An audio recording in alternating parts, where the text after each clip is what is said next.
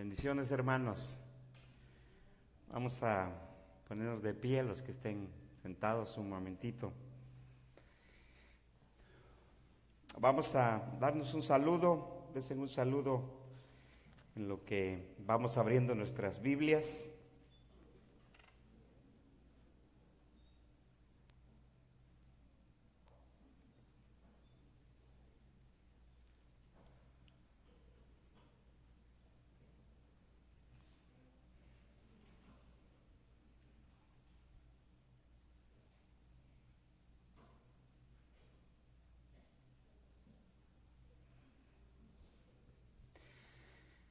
Entonces, tomamos la palabra de Dios. Me quitan un poquito de monitor, hermanos, gracias. Vamos a buscar en el Evangelio según San Mateo 24. Ya estamos finalizando este estudio de este discurso del Monte de los Olivos de nuestro Señor Jesucristo.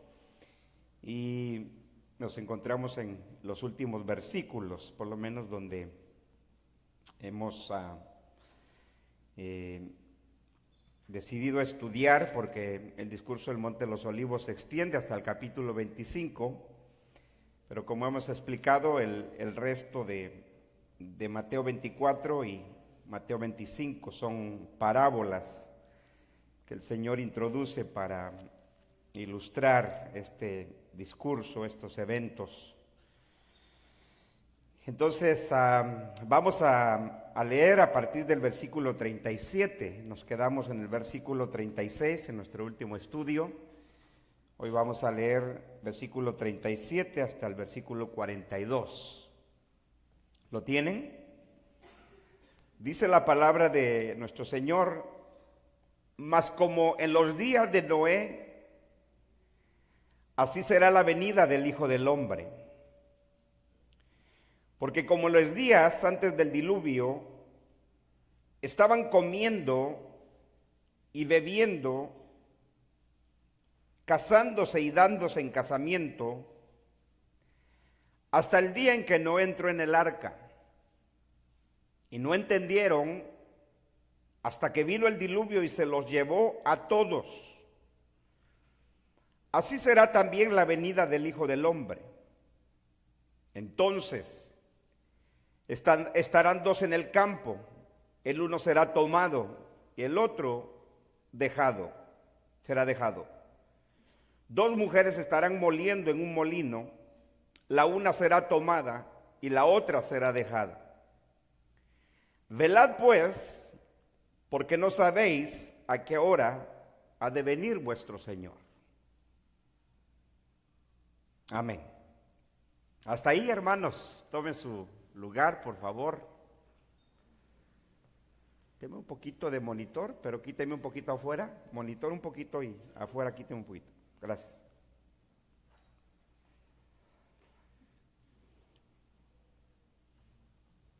Como usted puede observar, hermanos, estamos en la parte final de esta exposición que hemos venido haciendo de este discurso del Monte de los Olivos que tenemos en este capítulo 24 de Mateo, en el capítulo 13 de Marcos y en el capítulo 21 de Lucas.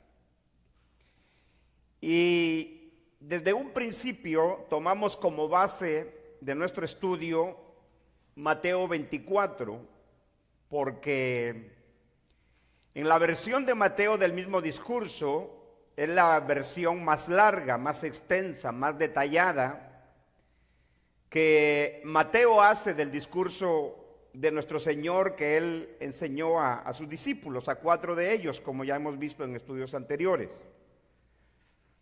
También tomamos Mateo como base porque la versión de Mateo presenta varios elementos o frases o palabras que no son mencionadas ni por Marcos ni por Lucas, de tal manera que nos hemos propuesto venir versículo a versículo para que, como hemos dicho, no quede duda de lo que estamos nosotros estudiando a través de las Escrituras. Ahora, hemos llegado a este versículo 37. Como mencionaba en el estudio anterior, la enseñanza acerca de los eventos que se darían en ese primer siglo, o por lo menos la generación a la que el Señor estaba hablando, ese discurso, esa enseñanza finalizó en el versículo número 36, porque es ahí donde el Señor realmente lo que hace es que,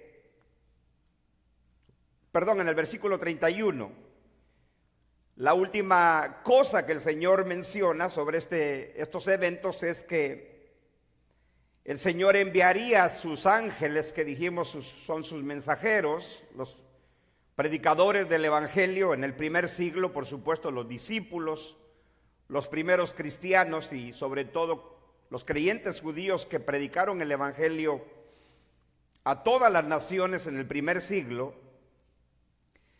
Eso fue lo último que el Señor dijo que ocurriría, que el Señor enviaría a sus ángeles a juntar a sus escogidos de los cuatro extremos de la tierra. Entonces dijimos que a partir del versículo 32 lo que el Señor va a hacer es ilustrar con la parábola que Él introdujo, que vimos en nuestro estudio pasado, de la parábola de la higuera, para enseñarle a los discípulos que cuando ellos vieran todas estas cosas, el día estaba a las puertas. El Señor en este juicio estaba a las puertas, es decir, que esto ocurriría pronto. Hemos dicho que cuando el Señor enseña este discurso a los discípulos, lo hace en los últimos días de su vida terrenal, es decir, antes de que Él sufriera la muerte en la cruz. De hecho, fue su última enseñanza de nuestro Señor. Pero entonces, para los discípulos del primer siglo, pasaron 40 años, iban a pasar 4 décadas. Nosotros fácilmente podemos decir 40 años o 4 décadas o una generación, porque eso es lo que era más o menos una generación, 40 años. Se nos hace fácil, pero en realidad en cuestión del tiempo es bastante tiempo. Varios hermanos están con nosotros en esta congregación desde que dimos inicio a esta iglesia. Y estamos por cumplir 22 años que empezamos esta congregación. Entonces, 20 años, duplíquelo por 2, estamos hablando de 40 años. Entonces es bastante tiempo. 20 años es bastante tiempo. Entonces ahora imagínense 40 años. Entonces, esto habría de cumplirse más o menos 40 años después, y así fue.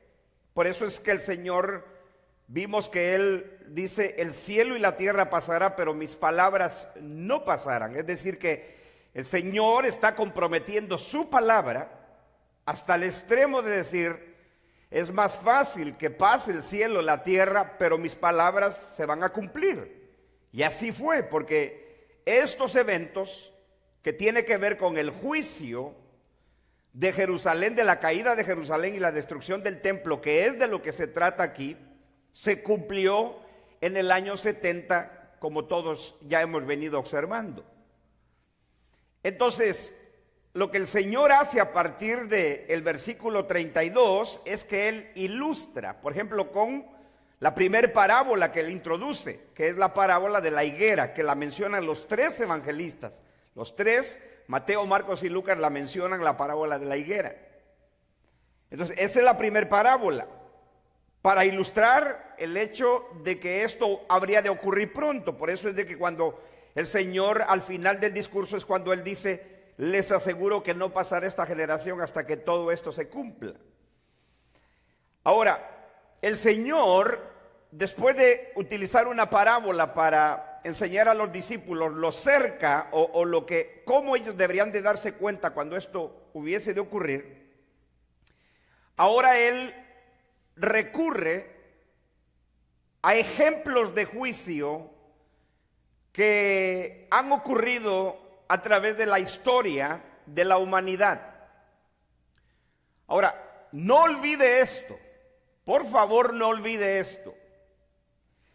Estos eventos relatados en el discurso del Monte de los Olivos son eventos de juicio. Estos eventos del discurso del Monte de los Olivos tienen que ver con la respuesta del Señor a sus discípulos de cuándo ocurriría la destrucción del templo. Ese es el contexto. Entonces, si nosotros queremos entenderlo muy fácil, muy claro, lo que el Señor está haciendo es decirle a los discípulos lo que va a ocurrir con la nación de Israel por haberle rechazado y por causa de darle muerte a él y por haber matado a los profetas. Dijimos que en el capítulo 23 el Señor condena a los judíos, a los fariseos y a los escribas, que eran representantes de esa nación rebelde y apóstata. Les dijo que el Señor iba a vengar la sangre de los profetas y de los santos en esa generación. O sea, se los dijo a ellos.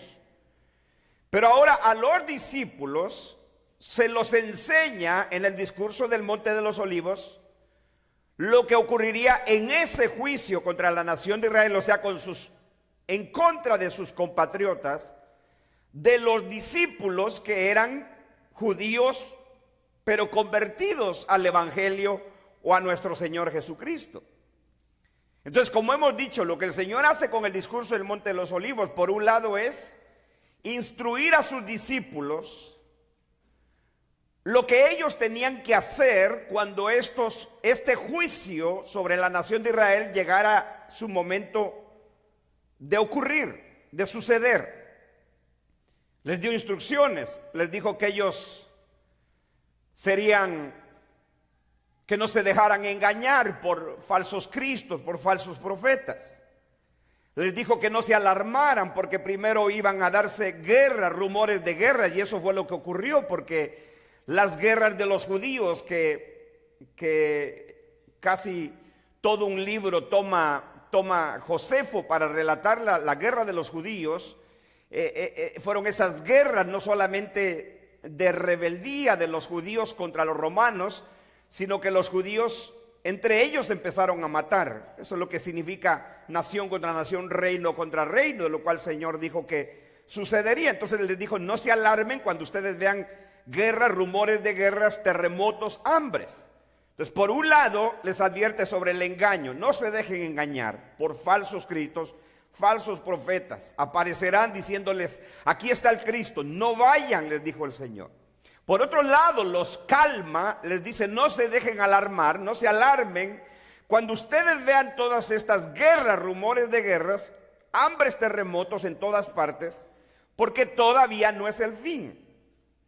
Pero luego les advierte y les dice, ustedes van a ser perseguidos, los van a matar, los van a golpear, los van a azotar, los van a encarcelar por causa de mí, pero esto les va a dar oportunidad de anunciar el Evangelio, y eso es lo que vimos, el cumplimiento de la proclamación del Evangelio en el versículo 14, cuando les dijo, y este Evangelio del reino será predicado para testimonio a todas las naciones, y entonces vendrá el fin. Después de eso es cuando el Señor les da la señal a ellos, que ellos le pidieron al Señor, dinos cuándo sucederá esto y qué señal habrá cuando esto haya de ocurrir. La señal viene en el versículo 15, por lo menos en la versión de Mateo, de la famosa expresión de la abominación desoladora, que ya explicamos en estudios anteriores, que fue el hecho, en palabras de Lucas, cuando ustedes vean a Jerusalén rodeada de ejércitos, sepan que su destrucción ha llegado. Por lo tanto, los que estén en la ciudad, salgan de ella. Si estás en el campo, no regreses a tu casa. Si estás en la azotea, no bajes a tu casa a tomar algo. Huyan a los montes, lo cual los cristianos hicieron. Ellos huyeron de Jerusalén, huyeron a los montes y salvaron su vida y no fueron parte de este juicio, el cual el Señor llama gran tribulación. La gran tribulación tuvo que ver con el juicio de Jerusalén y la destrucción del templo, ese sufrimiento que experimentaron los judíos por venganza de Dios a causa de haber sido los que habían dado muerte a los profetas y ahora al Señor mismo. Entonces, todo esto, hermanos, tenía que ver con un juicio. No olvide eso. Lo que tenía que ver con los creyentes es que ellos iban a ser perseguidos. Se cumplió. Las peores persecuciones del pueblo de Dios se dieron desde la misma ascensión del Señor, cuando Él volvió a la diestra del Padre. Por 40 años, esa generación, los creyentes del primer siglo fueron masacrados, murieron, perseguidos, fueron sacados de Jerusalén, como dice el libro de los Hechos, y lo hemos visto, que la mayoría de los cristianos salieron de Jerusalén por causa de las persecuciones, fueron expatriados, o sea, sacados de su pueblo, de su tierra, pero ellos anunciaban el evangelio, dice Lucas en el capítulo 8 de Hechos, que iban anunciando el evangelio por todas partes. Eso fue lo que el Señor les dijo. Les va a dar ocasión, la persecución les va a dar ocasión, oportunidad de que ustedes prediquen el evangelio para dar testimonio a las naciones. Pero entonces el Señor le dice a ellos: cuando ustedes vean a Jerusalén rodeada de ejército, huyan a los montes. Entonces la indicación para los discípulos era que ellos, cuando vieran a Jerusalén rodeada de ejércitos, ellos tenían que huir a los montes. Ahora, aquí hay un detalle muy importante que quiero comunicarles.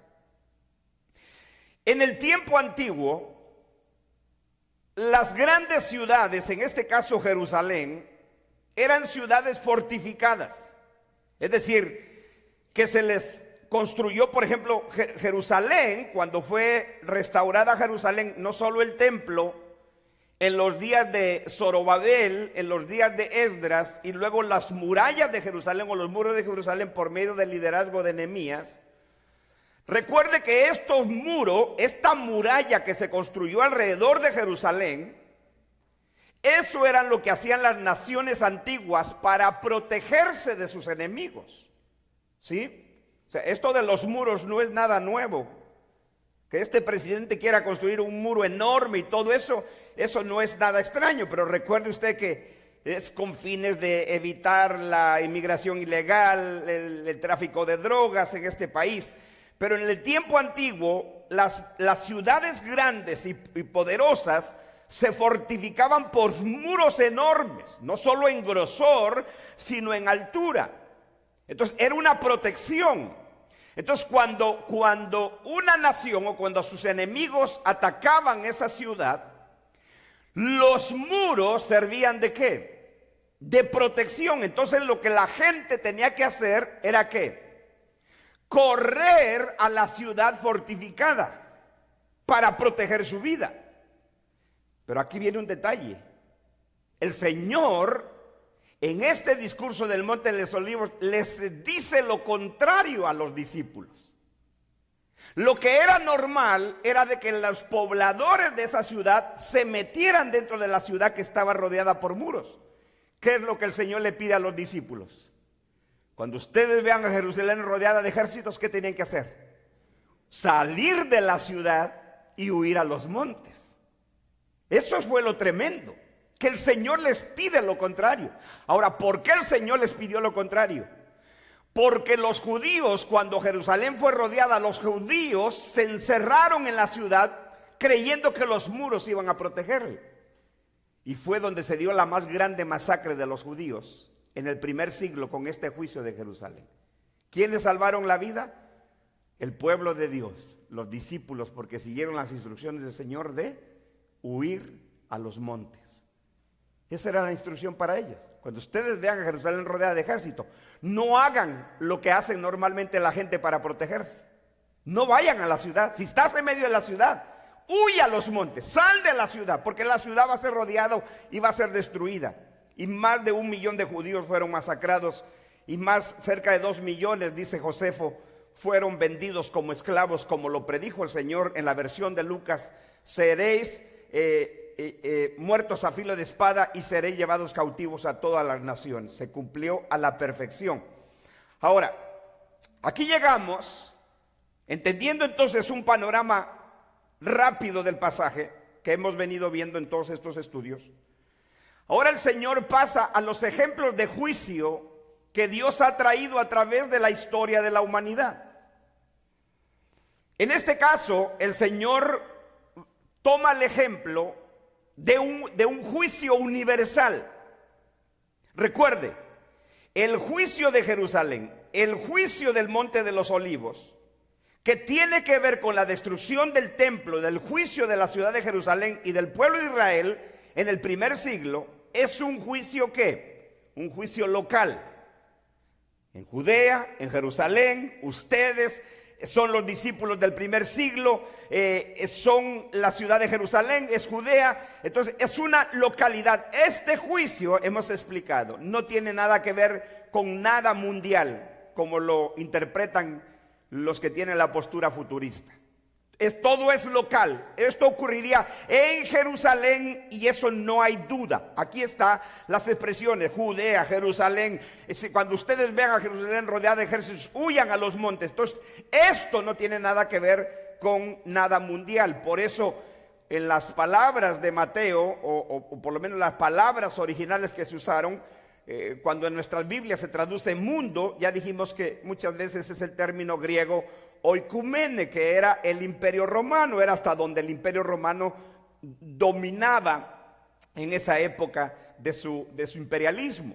Entonces, cuando el Señor pasa a este ejemplo de juicio que ha ocurrido, o sea, es como si el Señor estuviera diciendo: esto es tan seguro que ocurra como fue el juicio del diluvio. Porque eso es lo que el Señor hace. Después de haber tomado el ejemplo de la parábola, ilustrar para que los discípulos estuvieran alertas. Dice: cuando ustedes vean la higuera, cuando ustedes ven la higuera que reverdece y sus ramas están tiernas, sepan que el verano está cerca. Así también ustedes, cuando vean todas estas cosas, sepan que el tiempo ha llegado y que está a las puertas. Entonces era mantener a los discípulos alertas. Por eso Él les dice: el día y la hora nadie la sabe. Porque el Señor quería que ellos estuvieran alertas por 40 años. Ellos deberían de estar alertas por una generación. Entonces ahora el Señor pasa a un ejemplo de juicio que ha ocurrido en la historia humana, que es el día del diluvio. Vamos a leerlo, versículo 37. Fíjese cómo inmediatamente de que Él dice: pero el día y la hora nadie sabe, verso 36, ni aún los ángeles de los cielos, sino solo mi Padre. Dijimos que ese día y la hora tenía que ver con ese juicio, que el Señor no les había dado la fecha exacta cuando este juicio llegara a su cumplimiento, pero sí les dio la generación. Por eso les dijo en el versículo 34: les aseguro, les cierto, les digo que no pasará esta generación hasta que todo esto acontezca. Ahora, versículo 37 dice: mas como en los días de Noé. Note la expresión: mas como en los días de Noé. Entonces, el Señor está recurriendo a un ejemplo de juicio, pero este juicio fue a escala mundial. Nadie, por lo menos en todos los comentaristas y todos los eruditos bíblicos que yo he leído y he escuchado, nadie niega, a menos que alguien sea de teología liberal, pero nadie niega que el diluvio se dio a escala mundial. O sea, fue un juicio sobre la humanidad entera de los días de Noé. Nosotros no sabemos exactamente cuándo se dio el diluvio. La manera de ubicarnos es que la Biblia nos dice que fue en los días que Noé vivió. Noé, entonces nosotros tenemos muchas referencias a la persona de Noé en el Antiguo Testamento como en el Nuevo Testamento. Entonces, este diluvio se dio a nivel mundial. El juicio de Jerusalén del primer siglo, que el Señor está prediciendo a sus discípulos e instruyéndolos a ellos, cuando llegara este juicio sería local, no sería a nivel mundial. Por eso que uno de los argumentos de quienes sostienen que todo este discurso todavía representa el futuro para nosotros o habla del fin del mundo, ellos dicen: si el Señor está poniendo como ejemplo el diluvio como un juicio que fue mundial, entonces tiene que ser mundial este juicio que ocurre o que el Señor está enseñando en este discurso. Eso no es así. Eso no es así, porque otro ejemplo que el Señor pone de juicio para compararlo con este juicio de Jerusalén es la destrucción de Sodoma y Gomorra. Usted dice, pero ¿dónde está aquí? No, aquí no está, Mateo no la menciona, pero Lucas sí la menciona. Ahorita vamos a ir a ese pasaje. Entonces, el juicio de Sodoma y Gomorra no fue mundial, fue sobre 2 ciudades. Entonces, el argumento de nuestros hermanos futuristas es de que si el Señor está poniendo como ejemplo el diluvio, que fue un juicio mundial, que estamos de acuerdo, tanto futuristas como preteristas, de que fue un juicio mundial, pero no podemos argumentar de que por eso el juicio que aquí se menciona en el discurso del Monte de los Olivos tiene que ver con algo mundial, porque no tiene que ser algo mundial. El Señor está hablando del juicio sobre Jerusalén y la destrucción del templo. Lo único que el Señor está diciendo es como en los días de Noé. Ahora, el Señor nos va a decir cómo eran los días de Noé, cuando vino el diluvio, este juicio del diluvio. Versículo 38, 7. Mas como en los días de Noé, dése cuenta que aquí no tenemos fecha, no tenemos, simplemente nos dice en los días. ¿Qué significa? En los días que Noé vivió. Este antepasado llamado Noé, dice, pero más como en los días de Noé, así será. Ahí está la comparación. El Señor está comparando ahora 2 juicios. El juicio del diluvio en los días de Noé lo está comparando con el juicio de Jerusalén que vendría en esa generación, donde muchos de los discípulos estarían vivos todavía. Por eso es que el Señor, ya vimos otros pasajes cuando les digo, les aseguro que algunos de los que están aquí no verán la muerte hasta que hayan visto venir al Hijo del Hombre en su reino. Entonces esos pasajes encajan perfectamente con las palabras del Señor: no pasará esta generación hasta que todo esto se cumpla. Ahora, el Señor compara entonces el juicio del diluvio, de lo que ocurrió en los días de Noé, con, en palabras de Mateo, ya hemos de recordar que Mateo es uno de los 3 evangelistas que usa más el término la venida del Señor. ¿Sí? Eso no lo olvide. Eso es básico para entender las Escrituras. Esos son principios hermenéuticos básicos. En la versión de Mateo, él es el que más frecuentemente en este discurso utiliza el término la venida del Señor. Pero ya hemos explicado que esta venida del Señor no es una venida literal, física del Señor, sino que es una venida en juicio. Así como ya lo explicamos en versículos anteriores, como cuando hablaban los profetas en el Antiguo Testamento: el Señor viene, oh Egipto, viene en una nube ligera.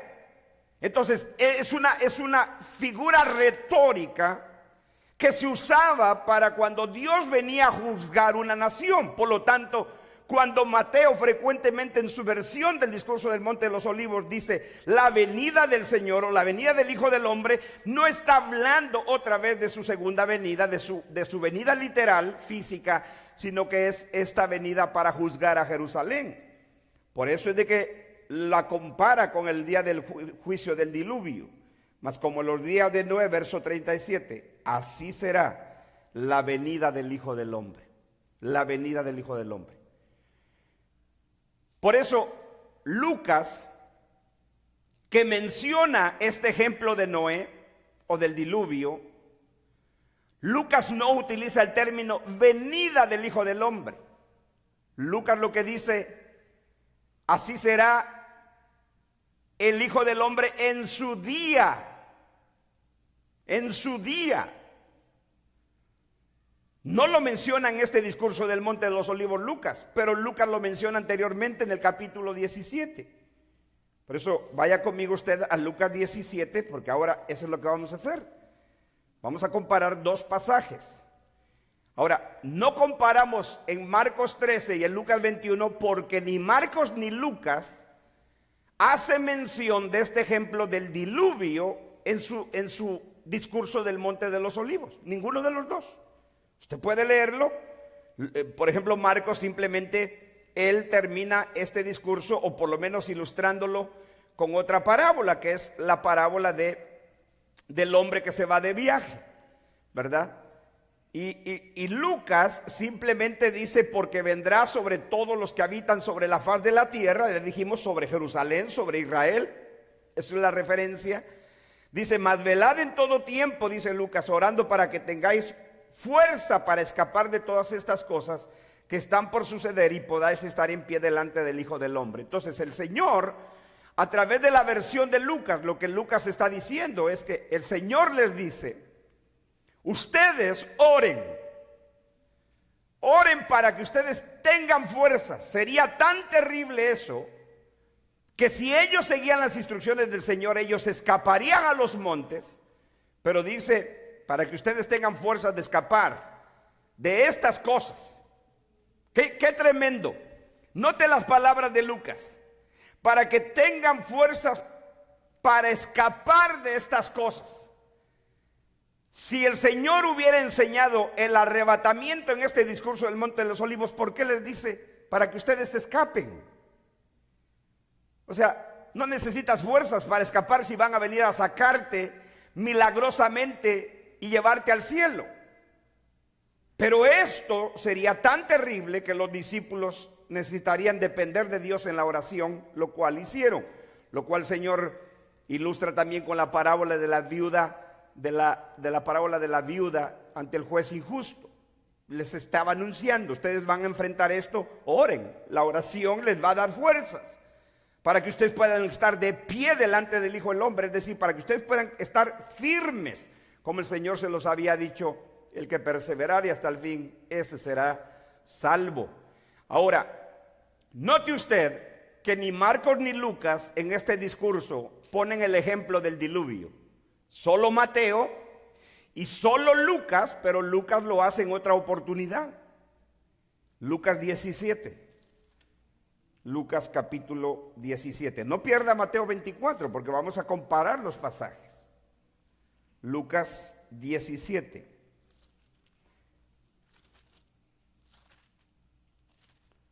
¿Lo encontraron?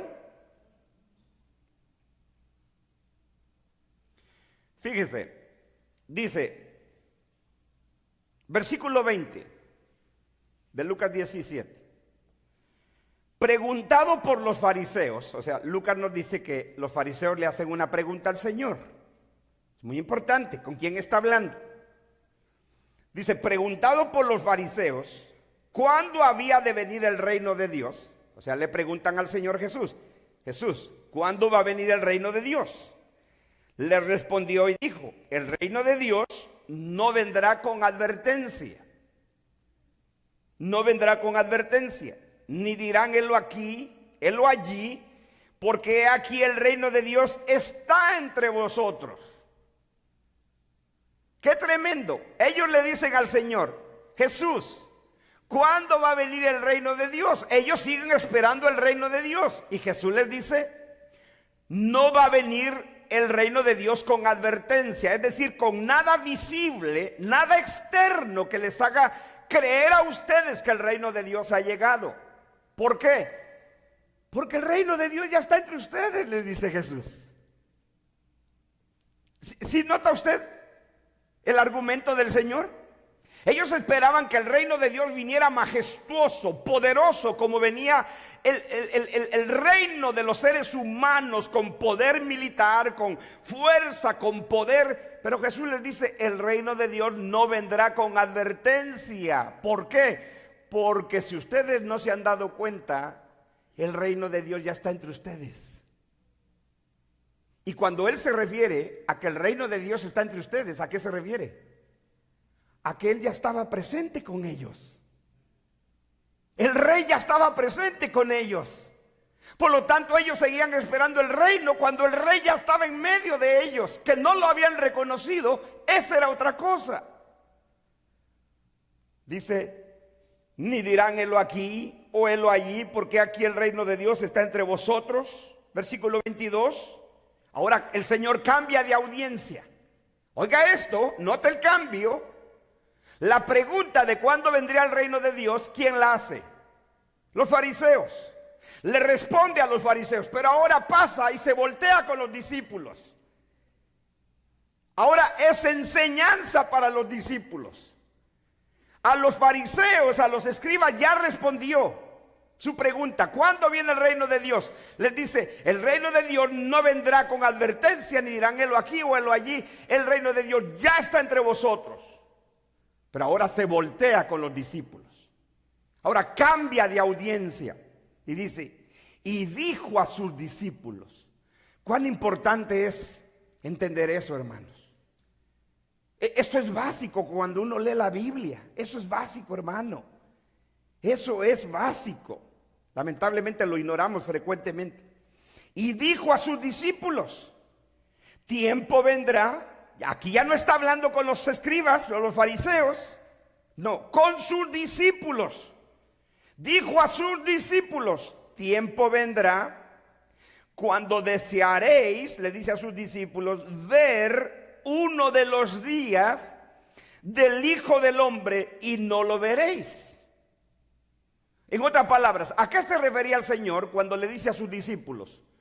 Va a llegar el momento en que ustedes van a desear uno de los días del Hijo del Hombre. Él se refería a él mismo. ¿Pero a qué día se refiere? A esos días cuando estaba con ellos. El Señor aquí les va a comunicar que esos días cuando estaba con ellos se van a terminar, porque lo van a matar.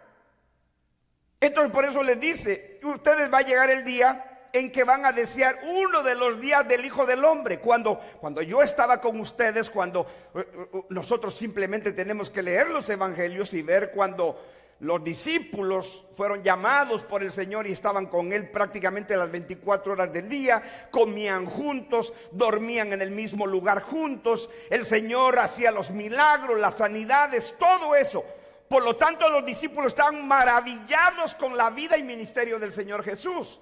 Y ellos fueron creyendo en Él poco a poco. Por eso dice, el Señor hacía esto y ellos creían en el Señor, confiaban en Él. Entonces, cuando el Señor sabe que está el momento para llegar el día de su muerte y que también Él va a ser quitado de ellos para volver al Padre, les dice a los discípulos: va a llegar el día en que ustedes van a desear uno de los días del Hijo del Hombre.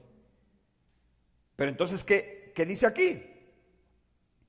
Dijo a sus discípulos: tiempo vendrá cuando desearéis ver uno de los días del Hijo del Hombre y no lo veréis. O sea, se acabaron esos días. Pero aquí viene la advertencia. Y esto que menciona Lucas acá tiene que ver con el discurso del Monte de los Olivos. Por lo siguiente, versículo 23. Os dirán. ¿A quiénes les dirían? ¿Con quién está hablando el Señor? Con los discípulos. Dice: os dirán, helo aquí, helo allí. ¿Cuál era la instrucción para ellos? En otras palabras, el Señor les dijo: cuando se acaben esos días en que yo esté con ustedes, eso es lo que Él llama desearéis ver uno de los días del Hijo del Hombre. El Señor les dice: cuando ya no se acaben esos días, cuando yo ya no esté con ustedes, les van a decir a ustedes: aquí está tu Señor, está allá en el desierto, sal a verlo. ¿Qué dice el Señor? No vayan, no vayan. Es la advertencia que el Señor le hizo en el discurso del Monte de los Olivos, que no se dejaran engañar cuando les dijeran: el Cristo está en el desierto, está en los aposentos, no vayas, no vayan. No sé si usted sigue el argumento. Y os dirán: helo aquí, helo allí, no vayáis, ni los sigáis. Ni los sigáis. O sea, la gente misma trataría de engañar a los discípulos diciendo: tu Señor, tu Maestro está en el desierto, tu Señor está en los aposentos, aquí está allá, ve. No vayas, no vayas.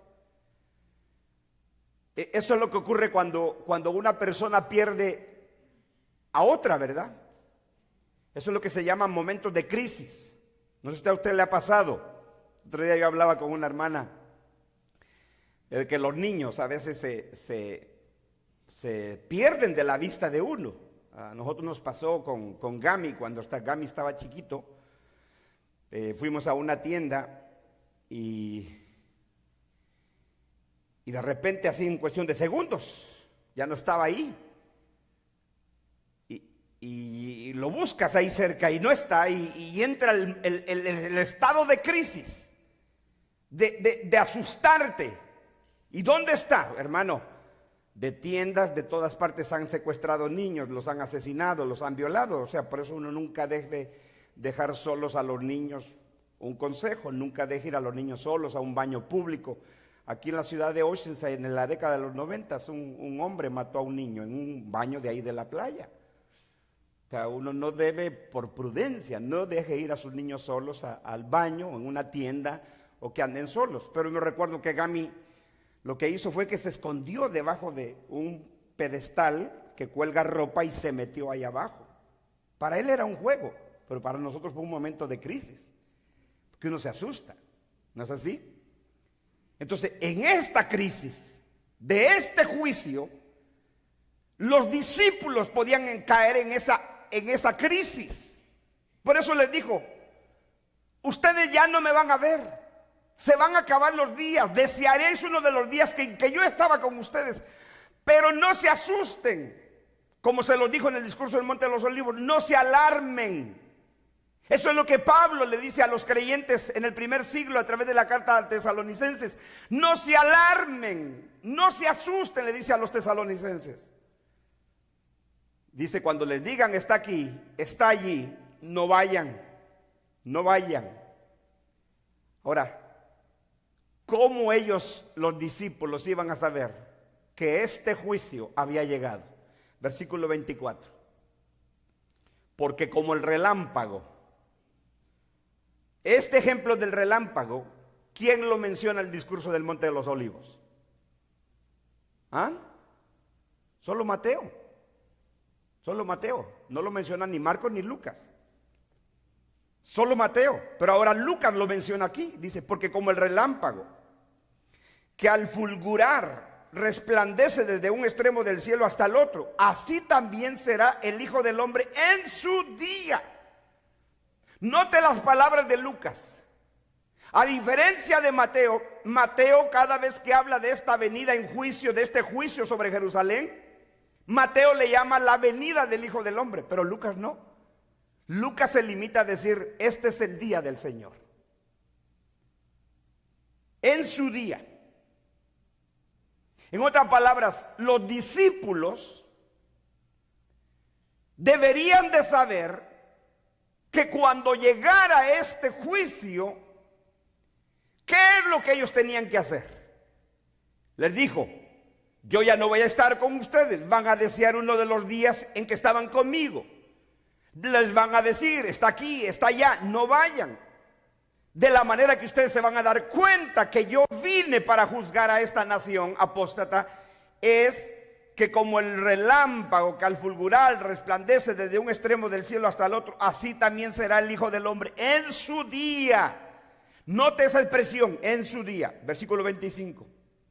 Pero primero, les dice, es necesario que padezca mucho y que sea desechado ¿por quién? Por esta generación. ¿Y quién mató al Señor? ¿Quién iba a matar al Señor? 2000 años después. Una generación que iba a haber 3000 años después. No. Primero está hablando con sus discípulos, la audiencia, los discípulos, los eventos, el momento de su muerte. Les dice: pero primero, antes de que ustedes vean el día del Hijo del Hombre, primero, verso 25, pero primero es necesario que padezca mucho y que sea desechado por esta generación. Es esa misma generación de la que el Señor está hablando en el discurso del Monte de los Olivos. Es esa generación sobre la que vendría este juicio. Es esa generación que el Señor les dijo: la generación maligna y perversa demanda señal, pero no le será dada señal sino la del profeta Jonás. Esta generación es como aquellos muchachos a quienes se les tocó flauta, canciones tristes y canciones alegres, y porque vino Juan el Bautista, que ni comía ni bebía, dijeron demonio tiene, pero vino el Hijo del Hombre que come y bebe. Entonces, ¿quién los entiende a ustedes?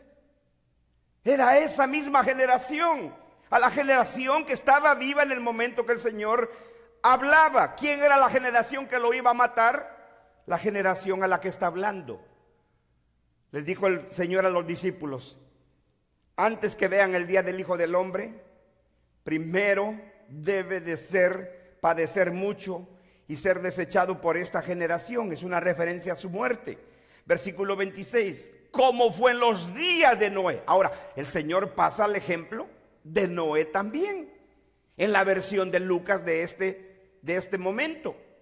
Como fue en los días de Noé, así también será en los días del Hijo del Hombre. Otra vez, Lucas no le llama la venida del Hijo del Hombre. ¿Lo nota?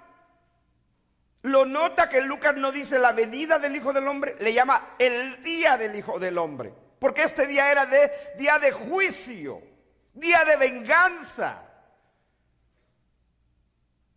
Y Lucas simplemente dice los días del Hijo del Hombre. Así como en los días de Noé, así será también los días del Hijo del Hombre. ¿Qué pasaba en los días de Noé?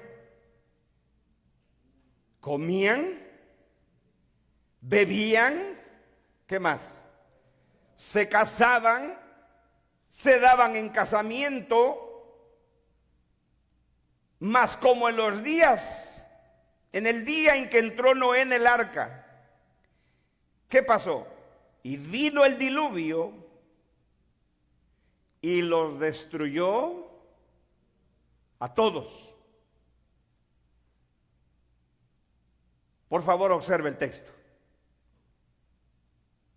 Dice el Señor: el día del Hijo del Hombre, este juicio de Jerusalén, será como los días de Noé. ¿Por qué? Porque como en los días de Noé dice, comían, bebían, se casaban y se daban en casamiento. Aquí a nosotros nos gusta ver en el texto lo que el texto no dice.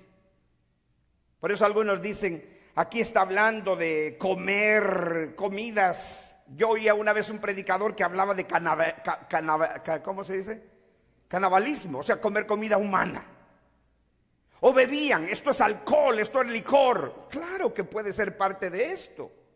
O que se casaban y se daban en casamiento. La unión entre homosexuales, casamiento. No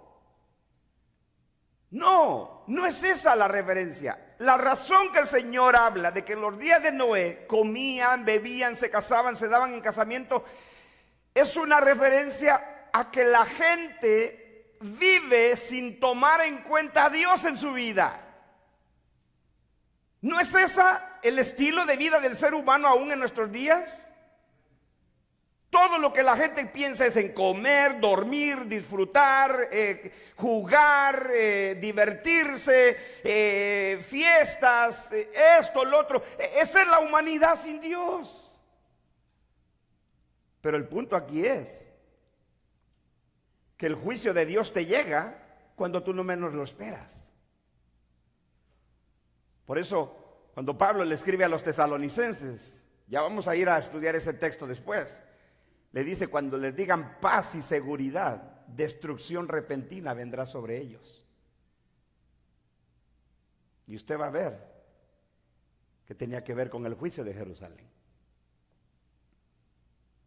Cuando les digan paz y seguridad, destrucción repentina vendrá sobre ellos. Eso es lo que el Señor está diciendo. Que la gente, el ser humano no ha cambiado. El ser humano no ha cambiado. El ser humano, cuando el ser humano no tiene en cuenta a Dios, no le importa nada. No le importa nada. Come, bebe, se casa, fiesta aquí, fiesta allá, vamos ahora aquí, nos invitaron allá, vamos para allá, no nos perdemos ni una fiesta porque tenemos que estar en todas. Mira que ahora allá, mira que esta feria allá, es todo lo que hace. ¿Tiene algo de malo ir a una fiesta? ¿Tiene algo de malo de ir a una feria? ¿Tiene algo de malo comer, beber, casarse? No. El problema es cuando Dios no es el Señor de tu vida. ¿Sí? Eso es lo que en la versión de Lucas del discurso del Monte de los Olivos, esas son las palabras de Lucas. Estad alerta, no sea que vuestro corazón se cargue de disipación y embriaguéis y las preocupaciones de la vida, y aquel día venga súbitamente sobre vosotros como un lazo. Versículo 34 de Lucas 21, del discurso del Monte de los Olivos. Esa es la advertencia aquí, que los discípulos deberían de observar el estilo de vida de los seres humanos, de sus compatriotas en aquella época. Van a estar tranquilitos, disfrutando de la vida, pero no saben que así fue como les ocurrió a la gente en los días de Noé. Estaban todos, dice, comiendo, bebiendo, casándose. Yo les conté, ¿verdad?, de alguien que subió un video de un hermano americano que predicó en Las Vegas, le predicó a la gente mientras entraba en ese concierto donde ocurrió la masacre. Y mi hijo me preguntó, ¿hay algo de malo solo por la música? No, es que no era solo la música. No era el problema la música. El pecado no era que ellos iban a oír música country, la gente.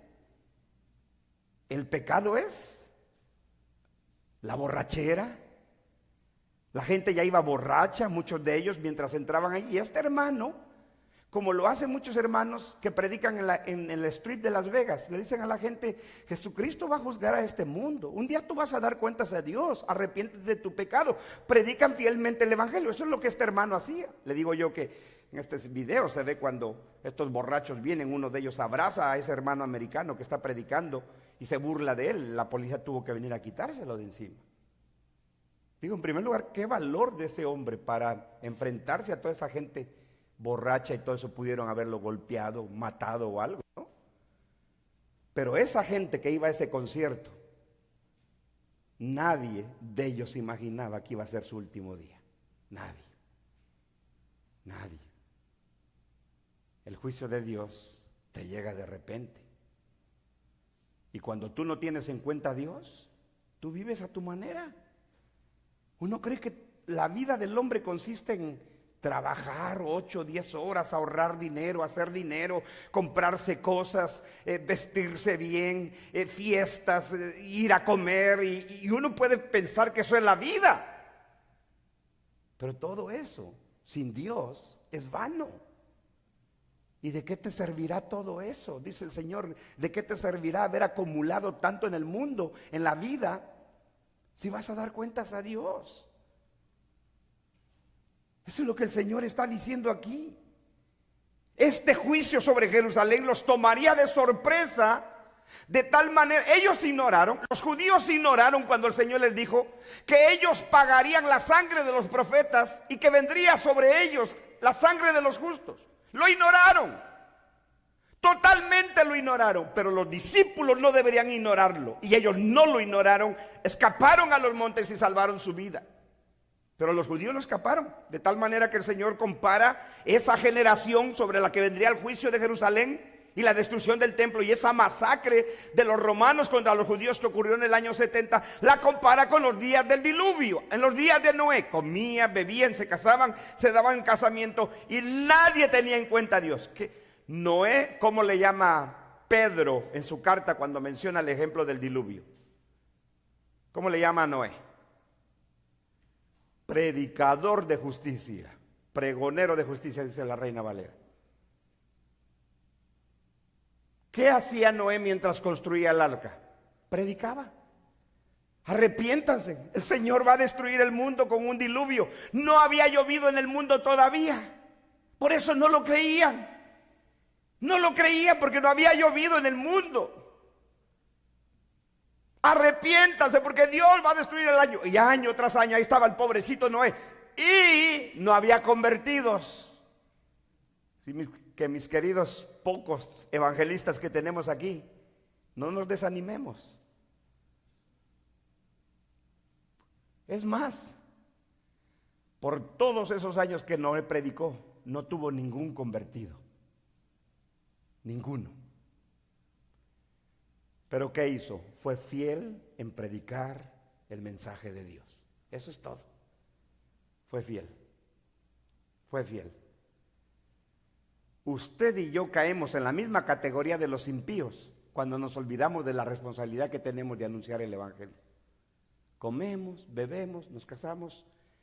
Solo venimos el domingo para matar la conciencia de que estamos tomando en cuenta a Dios en nuestra vida, pero el resto de nuestra semana vivimos como impíos. Eso es lo que hace mucha gente. Solo viene el domingo a calmar su conciencia, como cualquier religioso.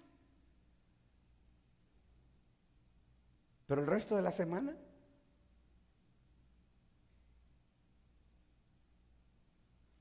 entonces el Señor está diciendo, los días de este juicio, la generación que va a recibir este juicio se parece a la gente que vivió en los días de Noé. Comían, bebían, se casaban y se daban en casamiento. Pero el día llegó. ¿Cuándo fue ese día del juicio del diluvio?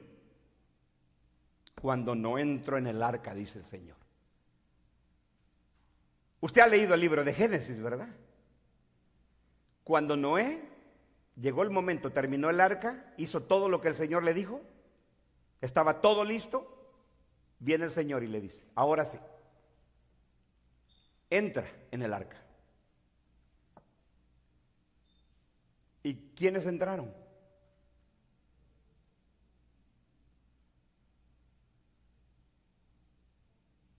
Judas nos dice cuántas personas eran.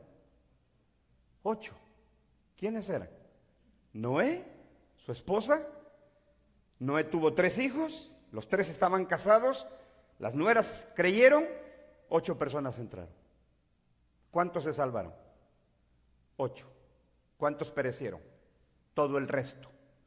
Pero note usted cómo el Señor dice que vino el diluvio y los destruyó a todos. Por eso la palabra es importante entenderla. Todos no siempre significa absolutamente todos. 8 se salvaron, el resto pereció.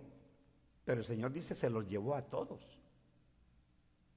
Escuche por favor. Comían y bebían, se daban en casamiento hasta el día en que entró Noé en el arca. ¿Quién cerró la puerta del arca? Dios. El libro de Génesis dice que Dios se encargó de cerrar la puerta.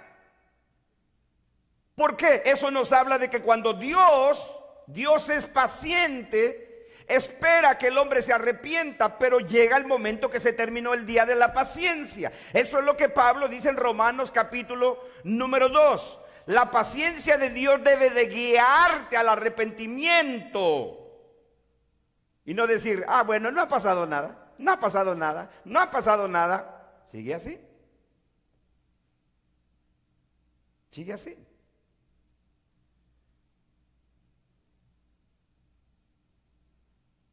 Yo sé que es terrible. Y yo sé que quienes decimos esto nos tildan de crueles y de malos. Pero cuando Dios juzga, trae juicio sobre las personas, es cuando menos lo espera.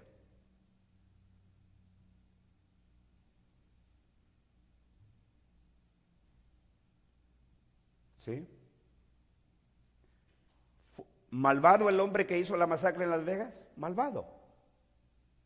Malvado y cobarde. Porque eso es lo que hacen esos cobardes. Hacen una matanza de gente y luego se quitan la vida a ellos. ¿Por qué? ¿Por qué? Porque quieren escapar la justicia, ¿no? No quieren enfrentar la justicia. No quieren ir a la cárcel, no quieren que los enjuicien. Eso es escapar de la justicia, por eso se suicidan ellos. Pero hay una justicia que el hombre no puede escapar. La justicia de Dios. Y a Dios tienes que enfrentarlo después que mueras, sin duda.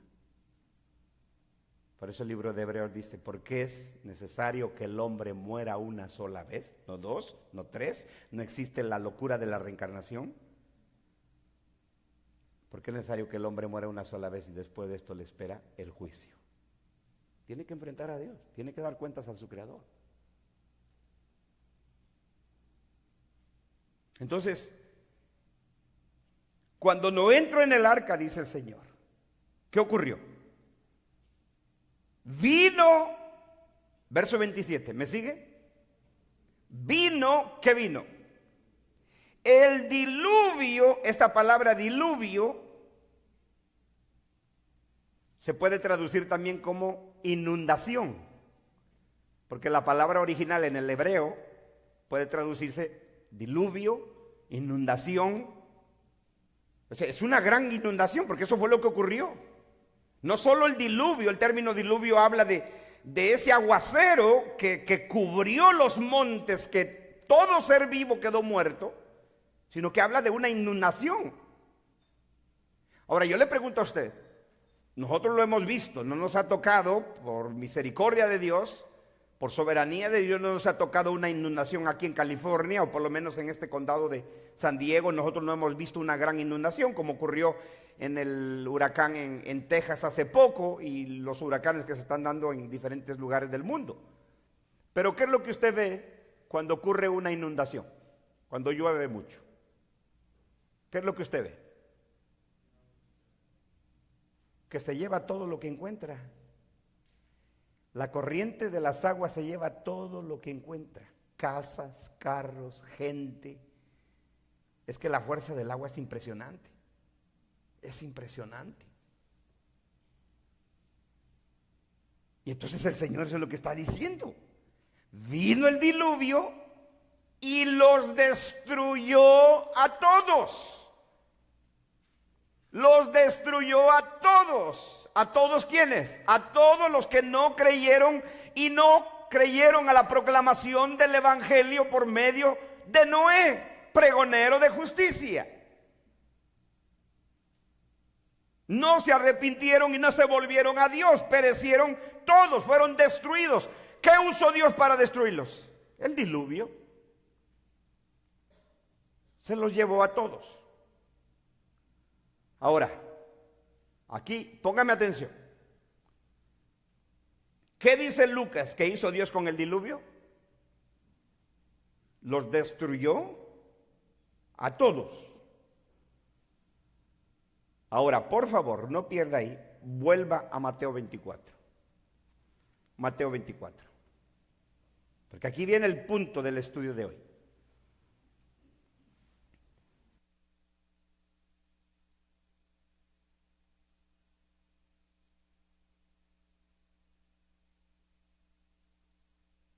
Mateo 24, ¿lo tienen? Otra vez, versículo 37. El mismo ejemplo del diluvio de los días de Noé.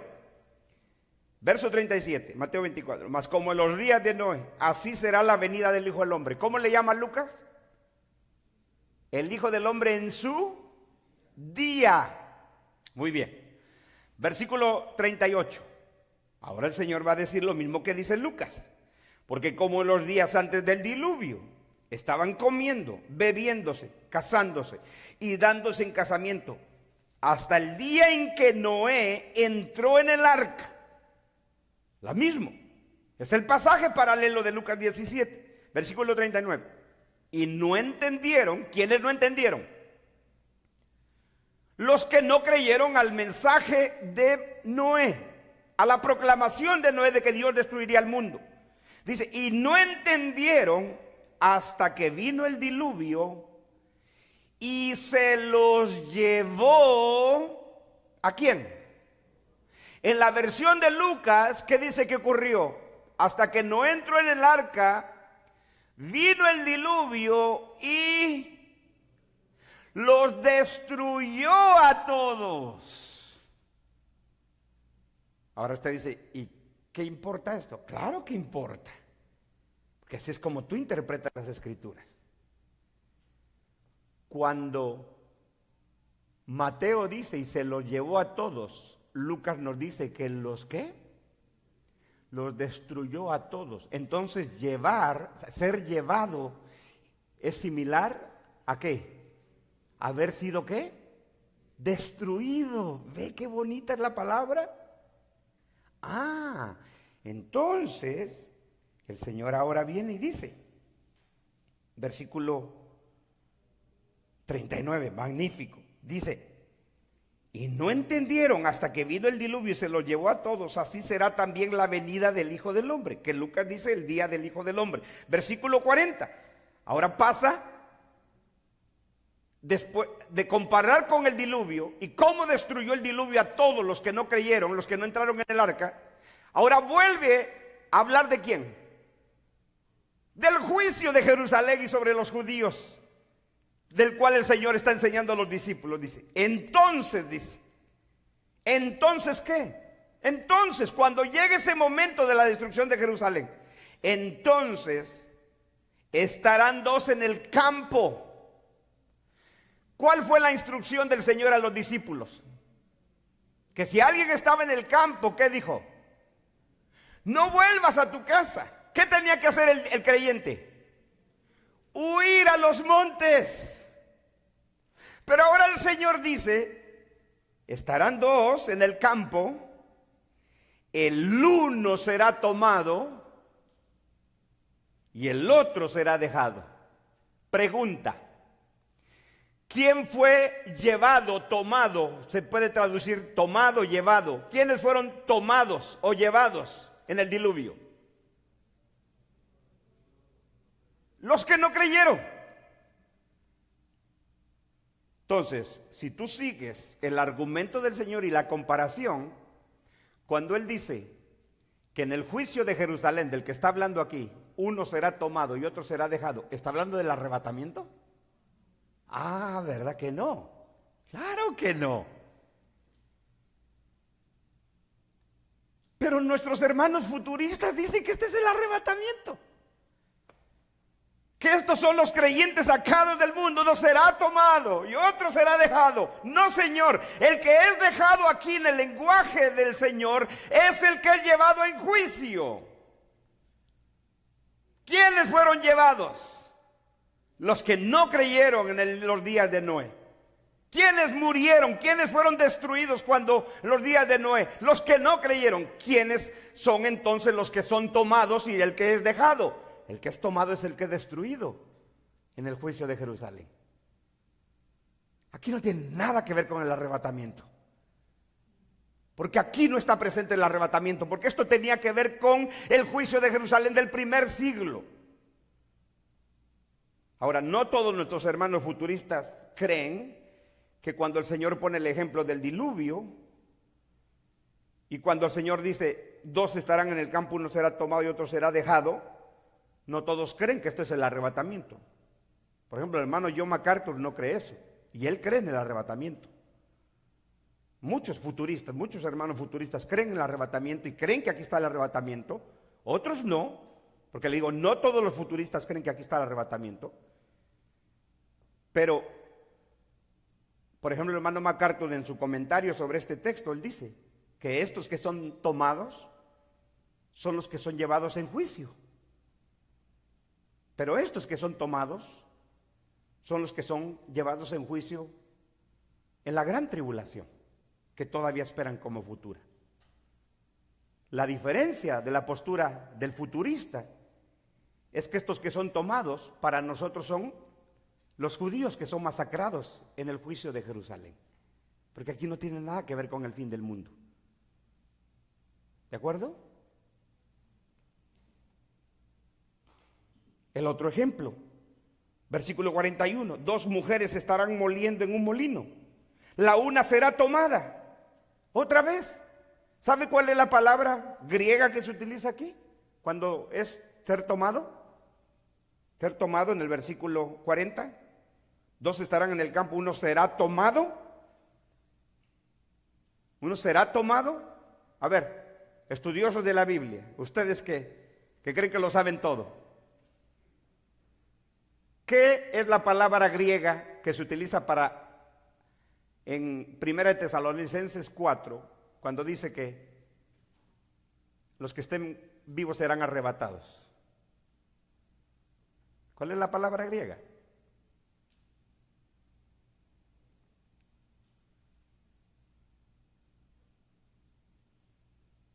¿Cuál es la palabra griega que traduce arrebatamiento? Como no responden, asumo que no saben. Es la palabra arpazo. Arpazo. Y esa palabra que Pablo utiliza en 1 Tesalonicenses cuando habla del arrebatamiento de los creyentes es arpazo, que significa ser tomado a la fuerza. Ser tomado, ser sacado. Si aquí hablara del arrebatamiento según la postura futurista, tendría que haberse utilizada la palabra arpazo. ¿Sabe cuál es la palabra que se utiliza aquí? Original.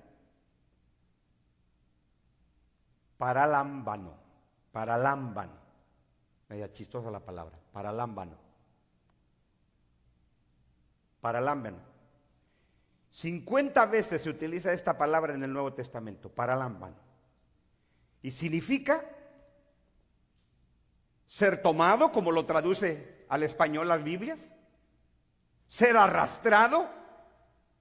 Cuando una corriente agarra algo, la fuerza de la corriente lo arrastra. Eso es lo que quiere decir el Señor aquí. Así como los días de Noé, cuando Noé entró en el arca, vino el diluvio, las aguas del diluvio, ¿y qué hizo? Mateo dice, y se los llevó a todos. Lucas dice, en Lucas 17, los destruyó a todos. Eso es lo que hace el agua. El agua, cuando es demasiada, destruye, arrastra. Esa es la palabra utilizada aquí en el griego original, en el idioma original, paralámbano. Cada vez que dice, 2 serán en el campo, uno será tomado, paralámbano, y el otro será dejado. Otra vez en el versículo 41, 2 mujeres estarán moliendo en un molino, una será tomada, paralámbano, y otra será dejada. No es arpazo. No es arpazo. Esta palabra significa ser llevado, arrastrado, destruido. Por eso es que Lucas dice, y los destruyó a todos. Mire, si nosotros no entendiéramos qué significa aquí ser tomado, Lucas nos dice qué significa ser tomado, en su versión de Lucas. ¿Y ser tomado qué es para Lucas? Vino el diluvio y se los ¿qué? Destruyó a todos. Por eso yo le pregunto a usted, ¿usted quiere ser tomado? Por favor, no. No. Porque ser tomado es lenguaje de juicio, de destrucción.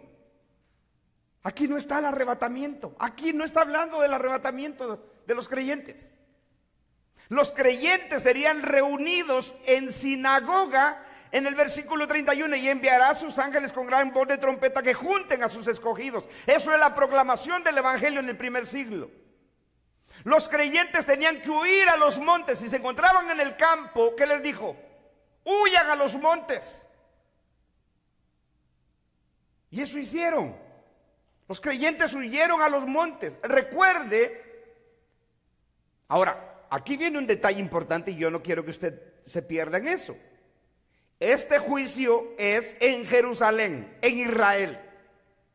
Por lo tanto, usted no tiene que estarse imaginando a todos los cristianos del primer siglo, porque el evangelio había llegado a todas las naciones, dice Pablo. Se cumplió el versículo 14. Antes de que venga el fin, la destrucción de Jerusalén, este evangelio del reino será predicado. Ya explicamos en el versículo 14 que lamentablemente no pudimos subirlo a la página porque no pudimos hacerlo, ya estamos en eso. Pero ahí explicamos el versículo 14, que la proclamación del evangelio a todas las naciones se cumplió en el primer siglo, como el Señor lo dijo. Pablo dice en Colosenses que el evangelio ha sido predicado, dice, debajo de toda la creación. En Romanos dice que el evangelio fue predicado en todas las naciones. Entonces el cristianismo, los creyentes estaban por todas las naciones del Imperio Romano, pero este juicio es local. ¿Dónde ocurre? En Jerusalén, en Israel.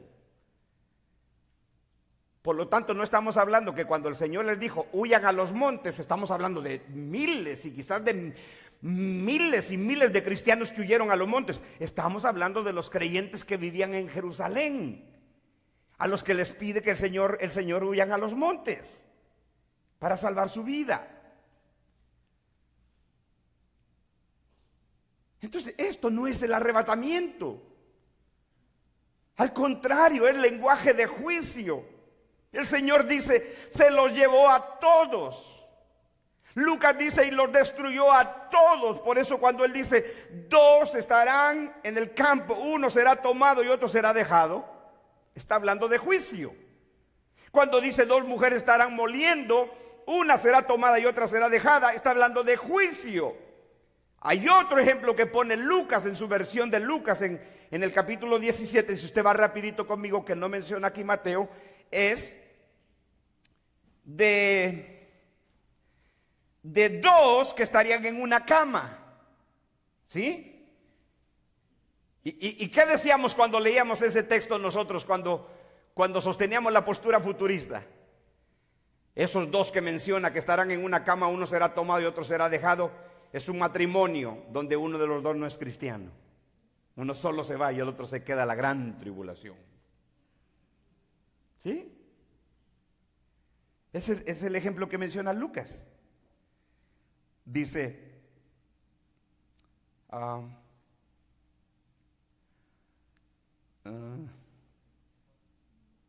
qué? Dice, 34, sí, amén. Dice, os digo que en aquella noche, en ese día cuando llegue el juicio, vamos a leer lo que nos resta aquí de Lucas, por favor.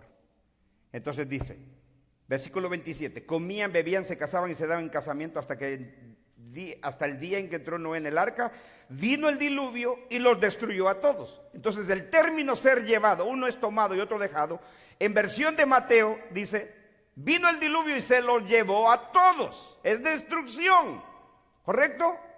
¿Le queda duda? Si le queda duda, espéreme al final, le doy otro estudio en privado. Otras 2 horas, por si usted quiere otro tormento de 2 horas. Uno será tomado y otro será dejado. Entonces Lucas dice, así también, vino el diluvio y los destruyó a todos, verso 27. Verso 28, así mismo, ahora el Señor, pero Lucas nos dice que el Señor pone otro ejemplo de juicio, de otro juicio, pero este juicio es local. ¿Por qué local? Porque no fue a nivel mundial como el diluvio, ¿correcto? Dice, así mismo sucedió también en los días de Lot. Comían, bebían, compraban, vendían, plantaban, edificaban. Todo lo que el Señor está haciendo es comparar el estilo de vida pagano, sin Dios, secularista, del ser humano que no tiene en cuenta a Dios, que Dios no es su Señor y su Salvador. Vive, su tiempo es su tiempo, el hombre es soberano de su propia vida. Por eso es que el hombre no quiere que nadie gobierne sobre él, nadie. Eso es lo que le dice el feminismo a las mujeres. Nunca dejes que un hombre te manipule ni te controle. Los seres humanos no queremos que nadie nos gobierne, nadie. Y así es el hombre sin Dios. No le interesa que otro gobierne su vida. Eso es lo que el Señor está diciendo cuando dice, como en los días de Lot, comían, bebían, compraban, o sea, hacían negocio, vendían, plantaban, edificaban. Pero ¿qué ocurrió? Otra vez, verso 29, mas el día en que Lot salió de Sodoma. Ahora, aquí es diferente, porque Noé es salvo en una arca, ¿sí? Pero no lo salva el arca, lo salva el haber creído en el Señor. Eso es muy importante. O sea, el que entraba al arca, entraba porque había creído en el Señor, a la palabra de Dios. O sea, nadie va al cielo solo porque quiere ir al cielo. Por eso es que es tan popular ese evangelio barato que se predica hoy, de éxito, de sueños, de prosperidad, de bendición, y que tu negocio te va a ir próspero. Eso es maravilloso, eso le encanta ir al ser humano. Y si tú le dices, ¿quieres ir al cielo donde no vas a enfermarte, donde vas a ser feliz? Ah, claro, le dice, yo quiero ir. Pero nadie va al cielo por querer ir al cielo. Para ir al cielo tienes que creer en el mensaje del evangelio. Si no, no hay cielo. El que entraba al arca era porque creía el mensaje de Noé. Pregonero de justicia, dice Pedro. ¿Sí? Pero en el caso de Lot, a Lot no hay nadie que lo guarde, que lo proteja. ¿Qué tenía que hacer Lot? Huir de Sodoma y Gomorra. O sea que el ejemplo perfecto de lo que los cristianos del primer siglo tenían que hacer antes de que viniera el juicio de Jerusalén y la destrucción del templo y la masacre de los judíos, era huir a los montes. ¿Qué tenía que hacer Lot? Huir. ¿A dónde huyó? Tenía que salir de Sodoma y Gomorra. Y ya estaba el juicio de Dios por venir, que el ángel, Dios tuvo que mandar un ángel. Lea Génesis. Dios tuvo que mandar un ángel y le dijo, apresúrate. Ya me imagino yo Lot, ya Lot estaba mayor. Camina rápido, pero no sale. Le dice, apresúrate. Tan es así que el juicio fue tan repentino que el ángel le dice, vete a esta ciudad que está aquí cerca. Se llamaba Zoar la ciudad, era una ciudad pequeña. De hecho, Zoar significa eso, pequeño. Huye ahí, le dijo, porque si no te va a caer el fuego. Y Noé ahí salvó su vida, en Zoar. Si el Señor estuviera hablando de arrebatamiento, hubiera sido sencillo. ¿Para qué huyes si te van a sacar de la tierra? Tú vas a volar hacia el cielo. ¿Para qué? Tuvo que entrar en el arca, Noé, su familia. Lo tuvo que huir, correr, apresurarse. Y el Señor pone el ejemplo, que no les pase lo de la mujer de Lot. Porque esta mujercita, ¿qué hizo?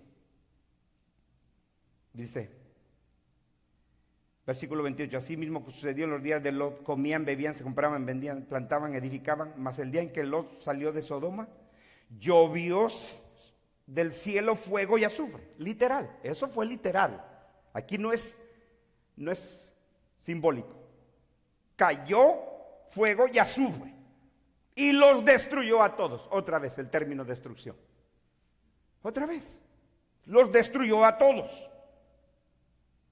Versículo 30, así será el día en que el Hijo del Hombre se manifieste. Lo que Mateo llama el día de la venida del Hijo del Hombre. El día que el Hijo del Hombre se manifieste, dice Lucas. ¿Se recuerda lo que le dijo a los discípulos en este pasaje? Llegarán días en que ustedes van a anhelar uno de los días del Hijo del Hombre, que yo estuviera con ustedes, pero se van a acabar. Les van a decir Él aquí está ya, no vayan. Pero ustedes van a saber cuando yo venga, cuando ocurra este juicio, es que yo he venido. Ese será mi día. Así será el día en que el Hijo del Hombre se manifieste. Versículo 31, en aquel día. O sea, antes de que Él se manifieste, en aquel día, o en aquel día que Él se manifieste, porque es un juicio, es un castigo. En aquel día, el que esté en la azotea, otra vez, lo que dice en el discurso del Monte de los Olivos, ¿qué tenían que hacer ellos? El que esté en la azotea y sus bienes en casa, no descienda a tomarlos. ¿Sí? Si un creyente bajaba por sus pertenencias, ¿qué podía pasar? Le caía el juicio, la destrucción.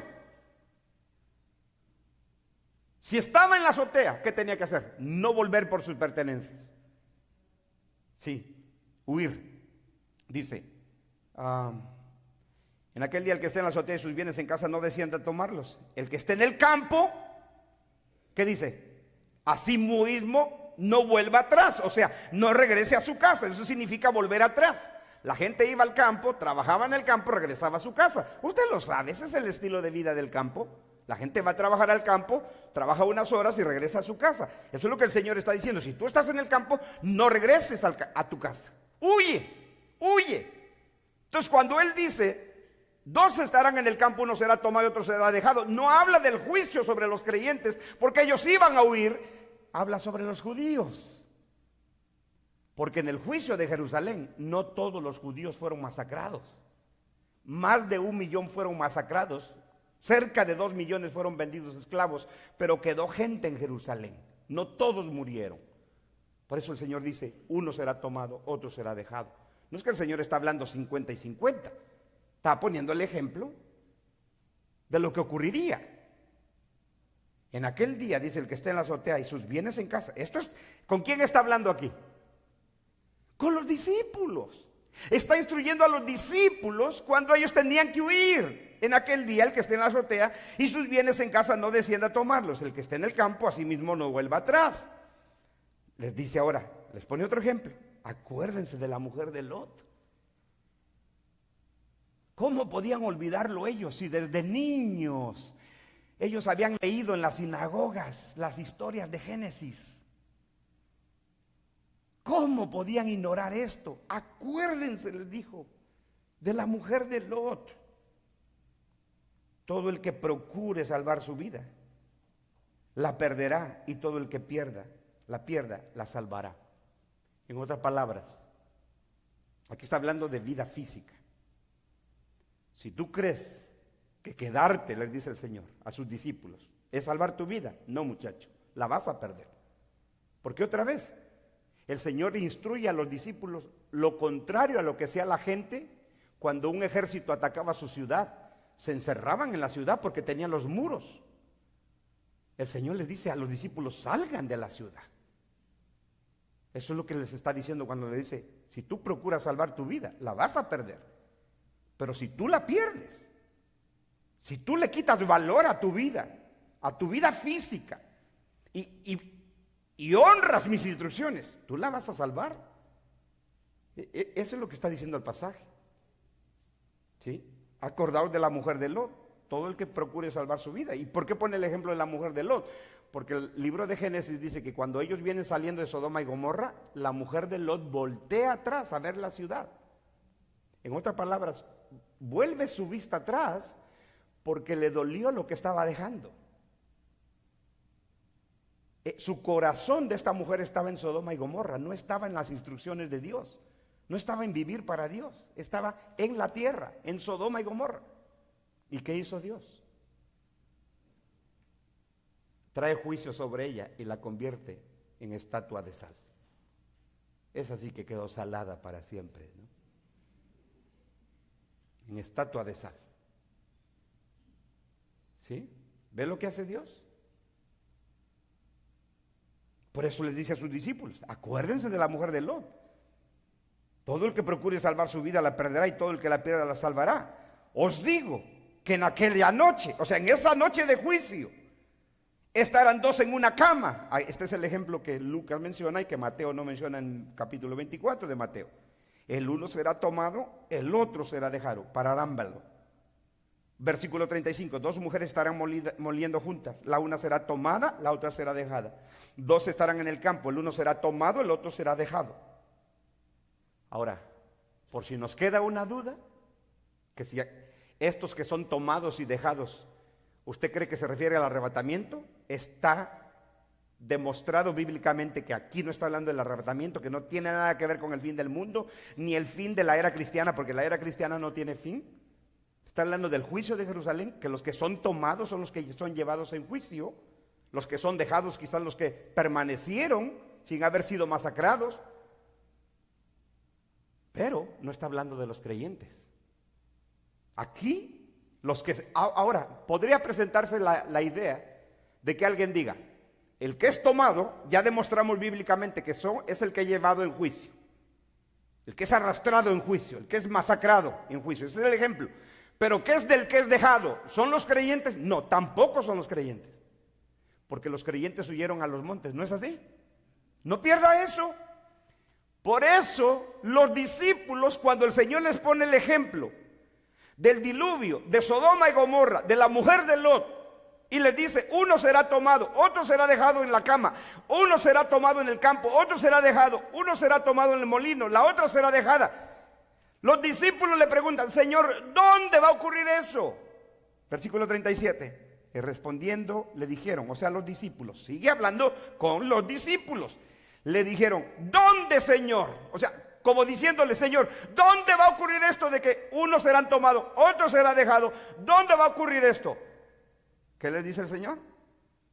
Él les dijo, donde estuviere el cuerpo, allí se juntarán también las águilas. ¿Dónde iba a ser el lugar donde uno será tomado y otro será dejado? Respuesta, ¿dónde, Señor? Donde estuviera el cuerpo, allí se juntarán las águilas. ¿Qué significa eso? Estas mismas palabras las dice Mateo. Regrese a Mateo 24 conmigo. Mateo 24.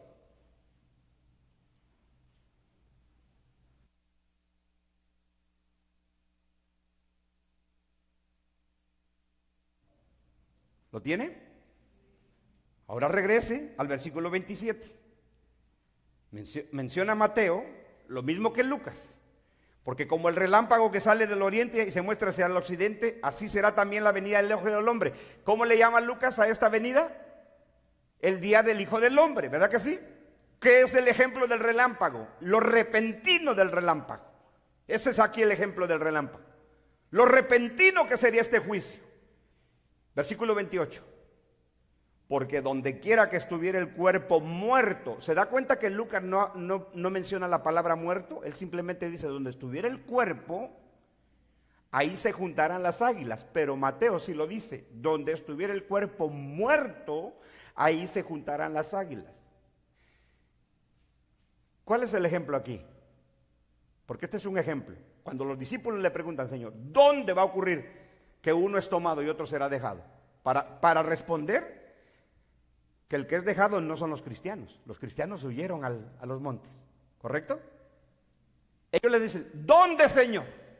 El Señor les dice, donde estuviere el cuerpo muerto, allí se juntarán las águilas. ¿Cómo se los ilustra el Señor? ¿Cómo le responde? Con un ejemplo. ¿Qué hace las águilas o las aves de rapiña cuando hay un animal muerto? ¿Qué hace? Se juntan donde está el animal muerto.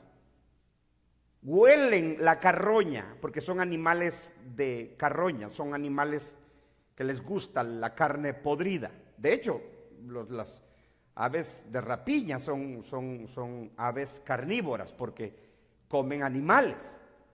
No son animales herbívoros. Por eso una forma de saber cuando un animal es herbívoro o carnívoro es muy fácil. Los animales, hasta clases de primaria les voy a dar a ustedes.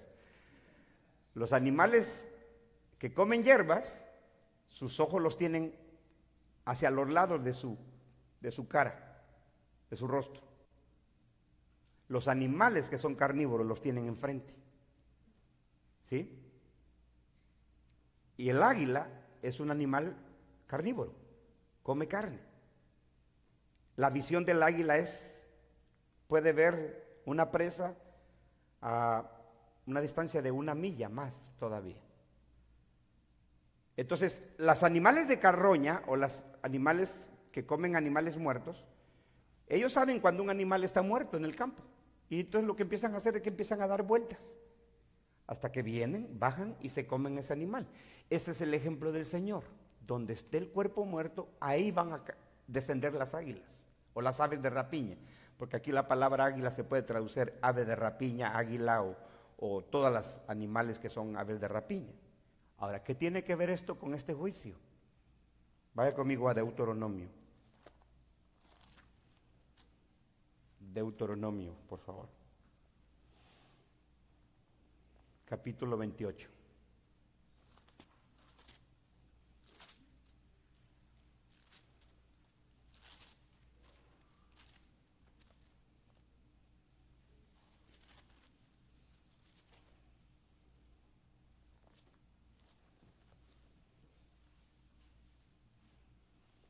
¿Tiene? Versículo 49.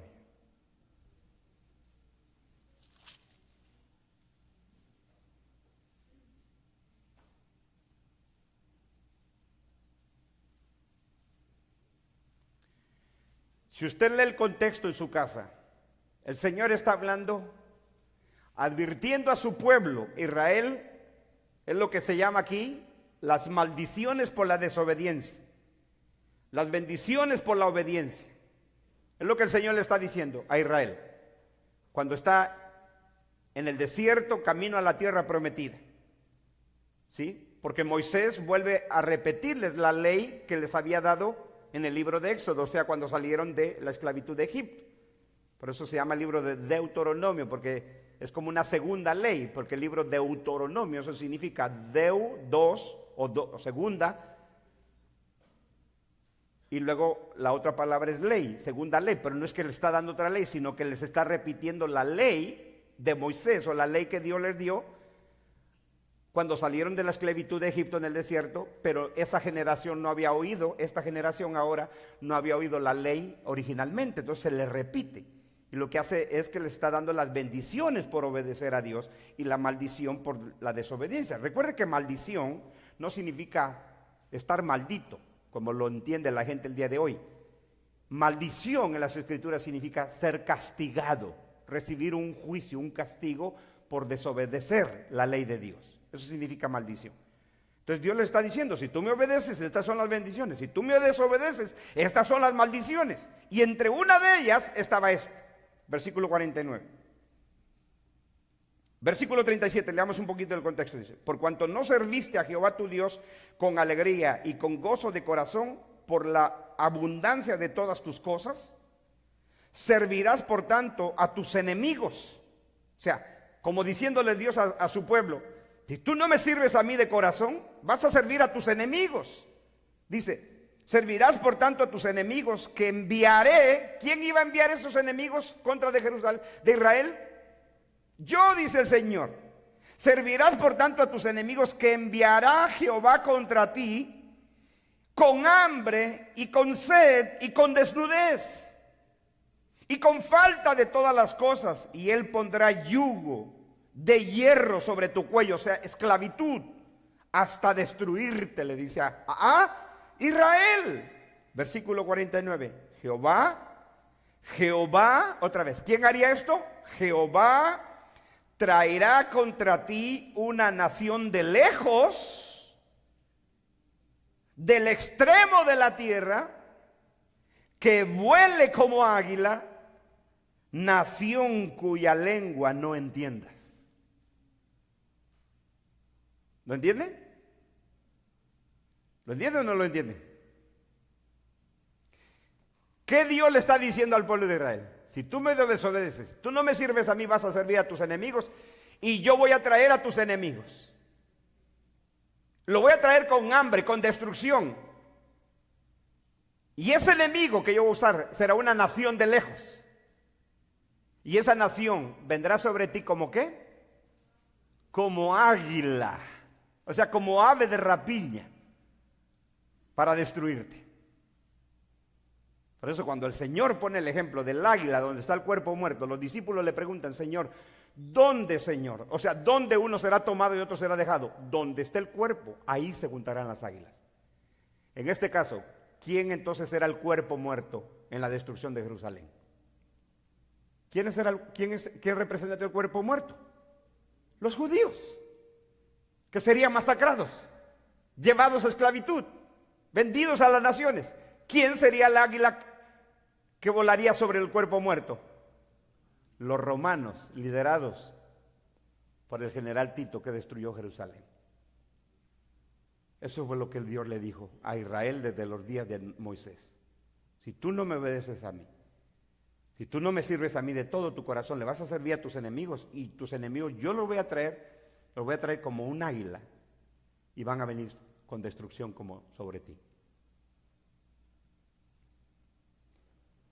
Entonces, mis queridos hermanos, hemos terminado este discurso del Monte de los Olivos.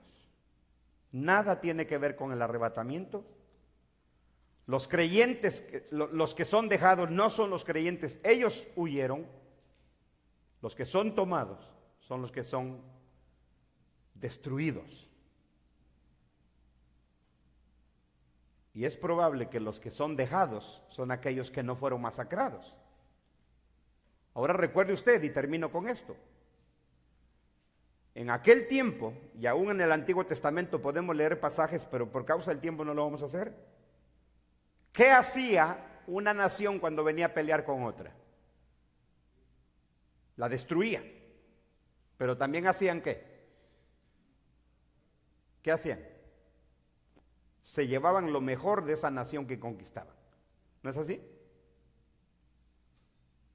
No solo se llevaban pertenencias, pero se llevaban a gente, como esclavos. ¿No eso fue el caso de Daniel y sus amigos los hebreos, estos jóvenes?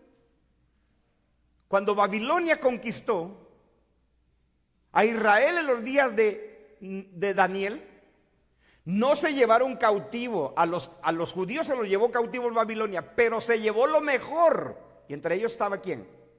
Daniel y sus amigos.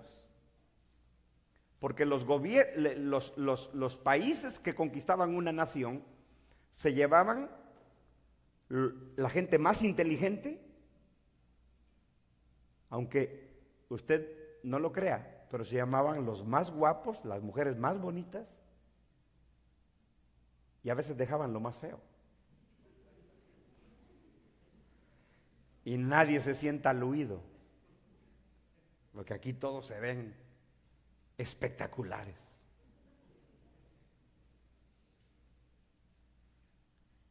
Pero eso es lo que hacía una nación cuando conquistaba otra. Destruía, mataba, quemaba, pero se llevaba lo mejor. Así es de que en las Escrituras siempre es una referencia a ser llevado. Es destrucción, es lenguaje de juicio. Amén. Demos gracias al Señor. Padre, te damos gracias. Gracias, amado Padre, por tu palabra. Señor, hemos estudiado este discurso tuyo que tanta controversia causa en nuestros días. Hay quienes ven en esta enseñanza tuya un cumplimiento futuro y siempre están diciendo, ahora sí, es este el día, es este el año, mira todo lo que está pasando. Pero a través de este estudio, Padre, que tu pueblo aquí y todos aquellos que escuchan estas grabaciones puedan ser iluminados, puedan ser enseñados, Señor, en tu palabra. Nosotros hemos expuesto tu palabra. Oh Padre, y esa es nuestra oración, que el entendimiento de tus hijos sea alumbrado, sea iluminado, para que no vivamos en la ignorancia, para que no nos alarmemos cuando veamos cosas en el mundo, desastres, tragedias, actos de maldad de los hombres, y que no caigamos en el estilo de vida de los impíos, de vivir sin Dios y sin esperanza en este mundo. Esa era nuestra condición, dice el apóstol Pedro, que así éramos. La vida que heredamos de nuestros padres era una vida donde vivíamos sin Dios y sin esperanza en este mundo. Nunca te tuvimos en cuenta. Creíamos que la vida era trabajar, comer, beber, jugar, disfrutar, divertirnos. Y como simples religiosos aparecíamos en el templo los días de Navidad y otras fechas especiales. Que no nos ocurra lo mismo a nosotros. Que creamos que solo viniendo de vez en cuando o los domingos ya cumplimos. Que no se trata de cumplir, Señor, se trata de una vida que te honra, una vida que vive para tu gloria. Una vida, Señor, que tú eres el Señor y amo de nuestras vidas. Ciertamente con defectos, con pecados, que fallamos, que quedamos cortos muchas veces.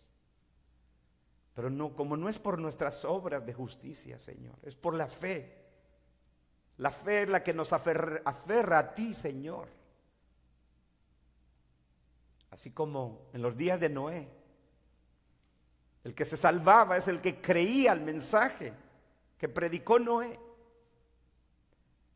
Lot salvó su vida por creerte que tú ibas a destruir Sodoma y Gomorra. Y dice el apóstol Pedro que Lot afligía cada día su alma al ver la nefanda conducta de los impíos de su época, de Sodoma y Gomorra. Afligía su corazón al ver tanta maldad. Así, Señor, que nosotros no ignoremos lo que pasa, que no lo tomemos a la ligera como algo normal. Es la descomposición de esta sociedad sin Dios, como en aquellos días que comían, bebían, trabajaban, compraban, vendían, plantaban. Tu palabra nos dice que hay tiempo para todo, pero cuando es tiempo de hacer lo que tú nos has enseñado, es el tiempo. Este día domingo, por eso aquí estamos, porque es el día del Señor. Y no venimos por cumplir, venimos con alegría, Señor. Y cada día que tú nos permites reunirnos, cada día que tenemos la oportunidad de salir como creyentes a anunciar tu evangelio, lo hacemos con pasión en nuestro corazón, con alegría, no por cumplir, ser visto de los hombres. Señor, gracias. Gracias por tu palabra, que nos has iluminado, nos has hecho entender tantas cosas. Gracias, Señor, por Cristo nuestro Salvador. Amén y amén.